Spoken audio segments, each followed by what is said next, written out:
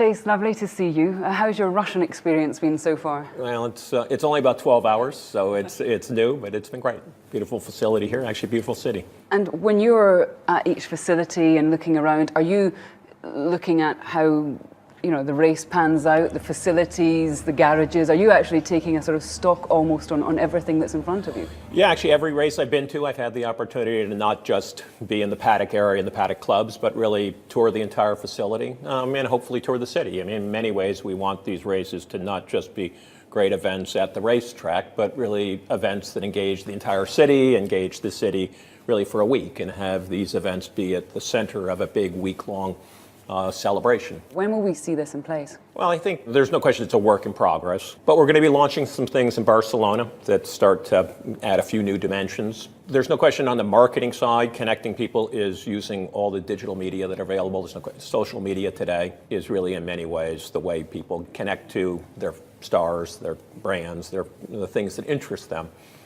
So it's certainly taking advantage of those sorts of opportunities. But equally things that enable people to engage with the sport, touch and feel the cars and what are parts of it, engage with the drivers to experience what makes this sport so special. How important was it to move the sport forward, to remove Bernie from the day-to-day running of the sport?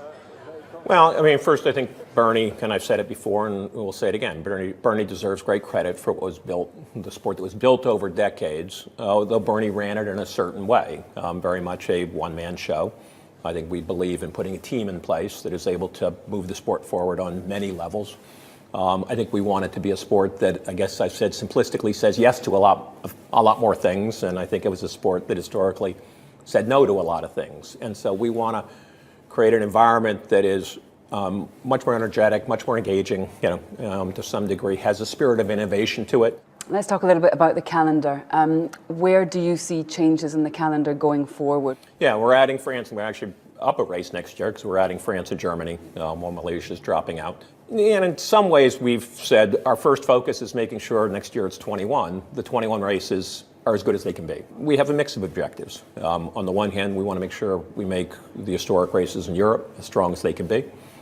We think there's some things we can do to really help elevate those events and make them bigger and broader events. But there's no question there are opportunities for us to grow in the Americas and Asia. We saw you sitting down, photos of you sitting down with President Erdogan in Turkey. Will Formula One return there?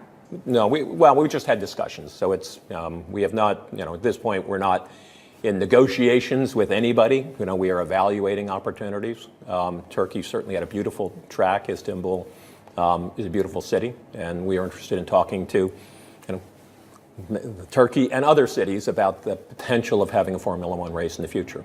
And as a staunchly American company with international events, do you have any concerns of talking to President Erdogan, to coming to a race in Russia?